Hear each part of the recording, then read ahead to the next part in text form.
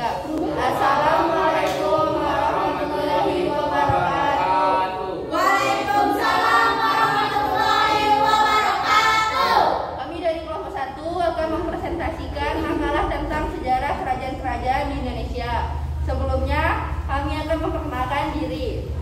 Perkenalkan, nama saya Dian Alaya. Perkenalkan, nama saya Ibundira. Perkenalkan, nama saya Kecil Magdalena. Perkenalkan, nama saya Joshua Pernikahan Sinaga. Perkenalkan, nama saya Anggi Ramadhan. Perkenalkan, nama saya Lebih Turai Tommy Ramadan. Perkenal.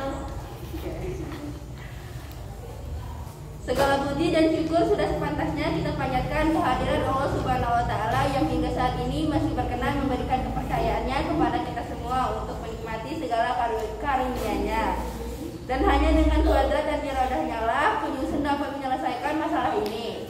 Adapun makalah ini disusun untuk memenuhi mata pelajaran sejarah Indonesia. Semoga dengan penyusunan makalah ini dapat menambah pengetahuan dan pemahaman diri penyusun tentang mata pelajaran ini. Demi kesempurnaannya, penyusun selalu mengharapkan adanya saran dan masukan dari berbagai pihak. Tidak lupa, penyusun mengucapkan terima kasih kepada guru pembimbing mata pelajaran sejarah Indonesia dan kepada semua pihak yang telah mendukung hingga terselesaikannya makalah ini. Harapan penyusun semoga makalah ini dapat memberikan manfaat, khususnya bagi penyusun sendiri dan umumnya bagi siapa saja yang membaca. Jambi, 17 November 2021. Sebelumnya, latar belakang terbentuknya Indonesia tidak dapat dipisahkan dari sejarah masa lampau. Jauh sebelum Negara Kesatuan Republik Indonesia (NKRI) terbentuk sistem pemerintahan wilayah di Indonesia dipimpin oleh kerajaan-kerajaan. Tujuan dibuatnya makalah ini adalah 1. Untuk mengetahui cara terbentuknya kerajaan-kerajaan di Indonesia. 2. Mengetahui perkembangan di era kerajaan tersebut. 3. Mengetahui penyebab runtuhnya kerajaan tersebut. 4. Mengetahui prasasti peninggalan kerajaan. 5. Mengetahui apa saja peninggalan di kerajaan-kerajaan tersebut. Dan yang terakhir, mengetahui kehidupan-kehidupan di kerajaan-kerajaan. Metode yang digunakan dalam penyusunan makalah ini adalah studi pustaka, yaitu dengan mencari data dari situs internet, makalah, dan sumber lainnya. Oke, kita masuk ke materi. Yang pertama itu Kerajaan Kutai. Kerajaan Kutai Martapura adalah kerajaan Hindu tertua di Indonesia yang didirikan sekitar abad ke-4. Letak kerajaan ini berada di daerah Muara Kaman di tepi Sungai Mahakam, Kalimantan Timur. Keberadaan Kutai diketahui berdasarkan sumber sejarah yang ditemukan, yaitu berupa tulis prasasti Yupa yang ditulis dengan huruf Pallawa dengan bahasa Sanskerta. Dalam prasasti Yupa disebut nama Raja Kudungga yang pertama menduduki tahta kerajaan Kutai. Disebut pula bahwa Kudungga memiliki seorang putra bernama Asmawarman yang menjadi raja kedua Kutai. Asmawarman memiliki 3 orang putra, salah satunya bernama Mulawarman yang akhirnya menjadi raja dan berhasil membawa kerajaan Kutai menuju masa kejayaan. Dari prasasti Yupa dapat diketahui bahwa masa kejayaan kerajaan Kutai berlangsung ketika diperintah oleh Raja Mulawarman. Mulawarman disebut-sebut sebagai raja yang memiliki budi pekerti baik, kuat, dan pernah mengadakan upacara persembahan 20.000 ekor lembu untuk kaum Brahmana yang bertempat di Wapraketwara. Wapraketwara adalah tempat suci yang merupakan sinkretisme antara kebudayaan Hindu dan kebudayaan Indonesia. Sebagai keturunan Asmawarman, Mulawarman juga melakukan upacara Pratyasthoma, yaitu upacara penyucian diri untuk masuk pada kasar ksatria pada masa pemerintahan Mulawarman. Upacara penghinduan ini dipimpin oleh pendeta atau kaum Brahmana dari orang Indonesia asli.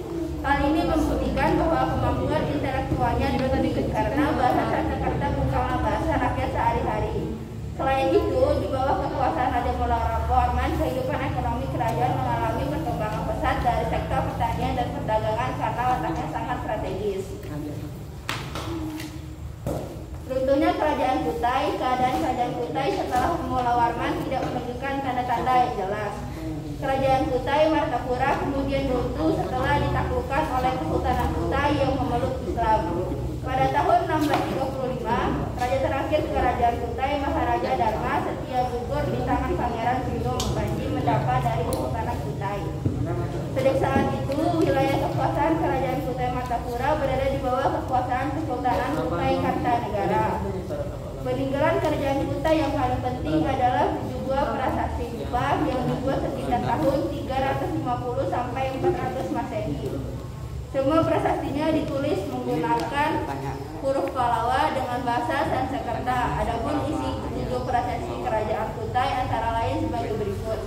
1. Berisi silsilah Kudungga berputra Aswawarman yang seperti dewa matahari, menumbuhkan keluarga. Aswawarman berputra 3, salah satunya Mulawarman, raja yang baik, kuat dan kuasa. Sang Mulawarman telah mengadakan selamatan, mengadakan korban dan dirikan tugu oleh para Brahmana. 2. Tempat sedekah Sang Mulawarman. Raja yang mulia dan terkemuka telah memberi sedekah 20.000 ekor sapi kepada Brahmana di tempat tanah yang sangat suci.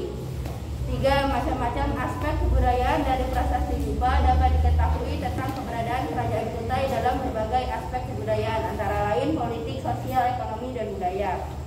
Selanjutnya, materi tentang Kerajaan Kalingga. Kerajaan Kalingga atau Kerajaan Holing adalah kerajaan bercorak Hindu-Buddha di Jawa yang berdiri pada abad ke-6 hingga abad ke-7. Letak kerajaan ini berada di pantai utara Jawa Tengah antara Kabupaten Pekalongan dan Jepara. Pendiri Kerajaan Kalingga adalah keturunan dinasti Syailendra yang nantinya menjadi penguasa Kerajaan Mataram kuno. Kerajaan ini mencapai puncak kejayaan pada masa pemerintahan Ratu Sima yang berkuasa antara 674 sampai 695 Masehi. Tidak banyak cerita maupun keterangan mengenai Kerajaan Kalingga. Bukti-bukti yang menyebutkan keberadaannya lebih banyak berasal dari Tiongkok. Salah satunya berasal dari pendeta bernama Wining yang mengunjungi Kerajaan Kalingga pada 664 sampai 697 Masehi. Kehidupan politik Kerajaan Kalingga. Meski hanya berdiri sekitar 1 abad, Kerajaan Kalingga pernah membawahi 28 kerajaan kecil yang diberi kebebasan dalam mengatur pemerintahannya sendiri. Akan tetapi, kerajaan-kerajaan tersebut harus tunduk pada peraturan kerajaan, menyerahkan upeti tahunan, dan mengakui sebagai bawahan Kerajaan Kalingga. Penguasa kerajaan kecil tersebut adalah kerabat dekat penguasa Kalingga. Perekonomian Kerajaan Kalingga bertumpu pada sektor perdagangan dan pertanian. Letaknya yang berada di pesisir utara Jawa menyebabkan sektor perdagangan maritim dapat berkembang pesat. Komoditas perdagangan Kalingga antara lain kulit penyu, emas, perak, gula badak, dan gading. Sementara itu, wilayah pedalaman yang subur dimanfaatkan untuk mengembangkan kegiatan pertanian dengan hasil utama berupa padi. Selain itu pula, sebagian penduduknya pandai membuat minuman dari bunga kelapa dan bunga aren. Salah satu raja terkenal Kerajaan Kalingga adalah Ratu Sima yang berkuasa antara 664 sampai 695 Masehi. Pemimpin Kerajaan Kalingga inilah yang berhasil membawa kerajaan mencapai puncak kejayaan. Ratu Sima memerintah dengan sangat keras, tegas, tetapi juga adil, sehingga rakyatnya hidup dengan aman, tertib, dan teratur. Pada masa kejayaannya, Kerajaan Kalingga menjadi pusat agama Buddha di Jawa. Sepeninggal Ratu Sima, Kerajaan Kalingga ditaklukkan oleh Kerajaan Sriwijaya. Kerajaan Kalingga kemudian dibagi menjadi 2, yaitu Kerajaan Keliling yang diperkirakan di sekitar Magelang dan Kerajaan Medang yang diperkirakan di sekitar Yogyakarta. Selanjutnya, materi tentang Kerajaan Tarumanegara. Kerajaan Tarumanegara adalah kerajaan bercorak Hindu di Nusantara yang berdiri pada abad ke-4 hingga abad ke-7 Masehi. Kerajaan Tarumanegara terletak di tepi Sungai Citarum, Jawa Barat. Pendiri Kerajaan Tarumanegara adalah Maharesi Jayasingawarman dari India yang datang ke Nusantara karena kekacauan dan penjajahan oleh pasukan Maharaja Samudra dari Kerajaan Magadha. Kerajaan ini mencapai puncak kejayaannya pada masa pemerintahan Raja Gunawarman yang berkuasa antara 355 sampai 434 Masehi. Di bawah kekuasaannya, rakyat dipimpin secara bijaksana dan Tarumanegara berhasil menguasai beberapa kerajaan daerah. Setelah diterima oleh Raja Dewa Warman di kerajaan Salakanagara ia dinikahkan dengan salah satu seorang putrinya. Jaya Singawarman kemudian membuka wilayah sekarang diperkirakan di sekitar Bekasi dan mendirikan kerajaan Taruma pada 358 Masehi. Raja Jaya Singawarman berkuasa selama 24 tahun dari 358 sampai 382 Masehi. Setelah wafat, pemerintahan kemudian diteruskan oleh Dharmawiyawarman. Kerajaan Tarumanagara mencapai puncak kejayaan pada masa pemerintahan Gunawarman yang merupakan raja ketiga. Gunawarman adalah penganut agama Hindu aliran Vaishnava. Pada 397 Masehi, Gunawarman membangun ibu kota kerajaan yang letaknya lebih dekat ke pantai. Kota itu diberi nama Sundapura, cikal bakal kata Sunda sekarang. Maharaja Gunawarman adalah raja yang gagah, berani, bijaksana, dan sangat memperhatikan kehidupan rakyatnya. Pada masa pemerintahannya dilakukan penggalian sungai Gomati sepanjang 12 km untuk menghindari bencana alam seperti banjir ataupun kekeringan yang pada musim kemarau. Perekonomian di kerajaan ini juga maju, dibuktikan dengan raja yang memberikan sedekah 1000 ekor sapi kepada Brahmana. Penduduknya hidup dengan cara bertani dan sistem pemerintahannya pun sudah teratur. Di bawah kekuasaannya pula ada 48 kerajaan daerah yang dikuasai Tarumanagara. Wilayahnya meliputi hampir seluruh Jawa Barat, mulai dari Banten, Jakarta, Bogor, dan Cirebon. Selain itu, kerajaan Tarumanagara telah menjalin hubungan diplomatik dengan Cina. Dengan adanya hubungan diplomatik tersebut, berarti juga terjalin hubungan perdagangan dan pelayaran antara Tarumanagara dan Cina. Pada 669 Masehi, Raja Linggawarman yang baru berkuasa selama 3 tahun wafat. Tahta kerajaan secara otomatis jatuh ke tangan menantunya, Tarusbawa. Pergantian kekuasaan ini menandai berakhirnya kerajaan Tarumanagara karena Tarusbawa lebih menginginkan untuk kembali ke kerajaannya sendiri, yaitu Sunda, yang sebelumnya berada di bawah kekuasaan Tarumanagara. Atas pengalihan kekuasaan ke kerajaan Sunda ini, kerajaan Galuh tidak sepakat dan memutuskan untuk memisahkan diri. Dengan begitu, wilayah bekas kerajaan Tarumanagara kemudian dibagi menjadi dua, yaitu kerajaan Sunda dan kerajaan Galuh, dengan Sungai Citarum sebagai pembatasnya. Peninggalan sekaligus sumber sejarah kerajaan Tarumanagara cukup banyak dan bervariasi. Berikut ini peninggalan kerajaan Tarumanagara yang berupa prasasti, arca, dan naskah yang ditemukan di beberapa lokasi berbeda. 1. Prasasti terdapat 7 buah prasasti yang menjadi bukti keberadaan kerajaan Tarumanagara.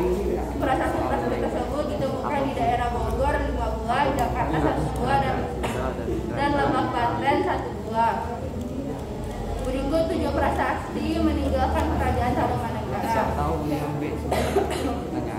Prasasti Ciarunteun atau Ciampeal, prasasti Jambu atau Koleangkap, prasasti Kebon Kopi, prasasti Tumbuhan Tutu, prasasti Cidang Tiang atau Lebak, prasasti Muara Janten, prasasti Pasir Awi. 2. Arca-arca Rajasi, Arca Wisnu Buaya 1, Arca Wisnu Buaya 2. 3. Naskah Serta.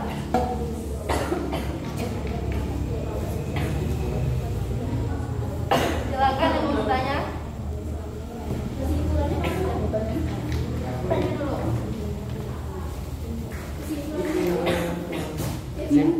Sudah kan? Sudah selesai. Oke, lanjut kesimpulan. Kerajaan Kutai yang pertama merupakan kerajaan bercorak Hindu di Kalimantan Timur. Yang kedua, rajanya adalah Kudungga, Mulawarman, dan Aswawarman. Yang ketiga, memiliki peninggalan berupa prasasti Yupa. Dan yang keempat, merupakan kerajaan tertua di Nusantara dan kerajaan pertama yang memiliki sistem tulis-menulis. Kerajaan Kalingga. Dalam berita Cina, kerajaan ini disebut Holing. Dijelaskan bahwa pada abad ke-7 di Jawa Tengah, bagian utara sudah berdiri satu kerajaan. Rakyat dari kerajaan tersebut hidupnya makmur dari hasil bercocok tanam serta mempunyai sumber air asin. Hidup mereka tentram karena tidak ada kejahatan dan kebohongan. Ilmu perbintangan sudah dikenal dimanfaatkan dalam bercocok tanam. Kerajaan Harumanegara. Yang pertama, kerajaan ini terletak di Bogor. Yang kedua, nama raja kerajaan ini yang paling terkenal adalah Purnawarman. Dan yang ketiga, prasastinya menggunakan huruf Pahlawi berbahasa Sanskerta. Yang keempat, prasasti kerajaan ini ditemukan dengan jarak yang berjauhan. Dan yang terakhir, contoh prasastinya adalah prasasti Kebun Kopi, Muara Cianten, Kole Angka, Tugu, dan Lebak. Oke, silakan yang mau bertanya.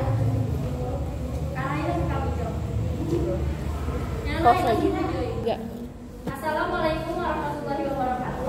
Waalaikumsalam warahmatullahi wabarakatuh. Kami dari kelompok 2 ingin bertanya kepada kelompok 1. Sebutkan kerajaan-kerajaan Tarumanegara beserta Masehi. Terima kasih. Oke.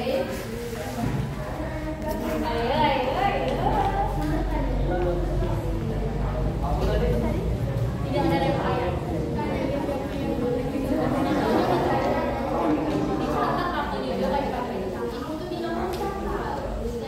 Itu bisa di skip ya dulu. Salah satu minatnya apa aja?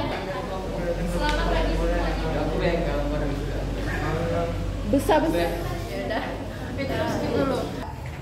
Perkenalkan, nama saya Levitra Isomi Ramadan akan menjawab pertanyaan dari Eka. Raja-raja kerajaan Tarumanegara adalah Jaya Singawarma 378 sampai 382 M. Dharma Masehi Dharma Wayawarman 382 sampai 360 Masehi. Purnawarman 395 sampai 434 Masehi. Wisnuwarman 334 sampai 375 Masehi. Indrawarman 355 sampai 515 Masehi. Chandrawarman 515 sampai 535 Masehi. Suryawarman 535 sampai 561 Masehi. Karyawarman 561 sampai 628 Masehi. Sumarwarman 628 sampai 639 Masehi. Hariwangsawarman 639 sampai 640 Masehi. Nagajayawarman 640 sampai 666 Masehi. Linggawarman 666 sampai 669. Ada yang bertanya lagi? Silakan perkenalkan diri. Boleh ya?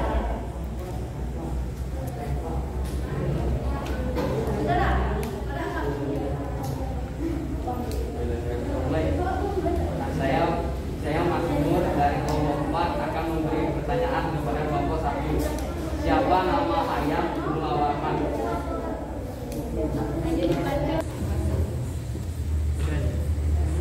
Perkenalkan, nama saya Joshua Pringesnaga akan menjawab pertanyaan dari Mas Nur. Asma Warman.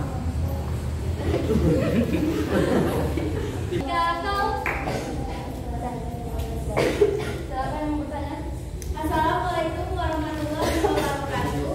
Waalaikumsalam warahmatullahi wabarakatuh. Baiklah, kami dari kelompok 3 ingin bertanya kepada kelompok 1. Siapa yang meneruskan pemerintahan setelah Raja Jaya Singawarman? Terima kasih. Kasih bel. Nilai tinggi. Silakan dijawab lah. Oh, boleh buat aku. Iya, mancing.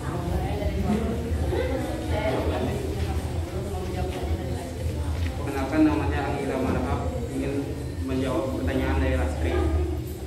Setelah Raja Jaya Singawarman wafat, pemerintahan kemudian diteruskan oleh Raja Dharmayawarman. Terima kasih. Kami mau bertanya lagi. Pak, boleh lebih nilainya dia. Assalamualaikum warahmatullahi wabarakatuh. Waalaikumsalam warahmatullahi wabarakatuh.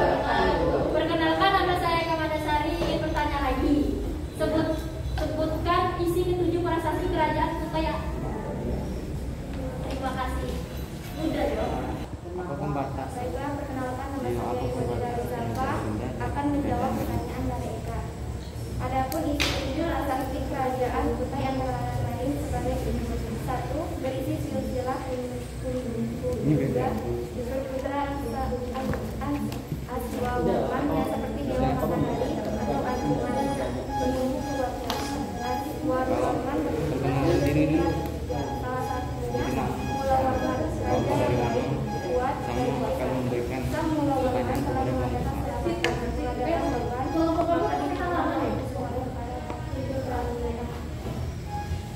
dua tempat sedekah Sang Mulawarman. Raja yang mulia dan bersumpah telah memberi sedekah 20.000 ekor sapi kepada sakti atau wakra di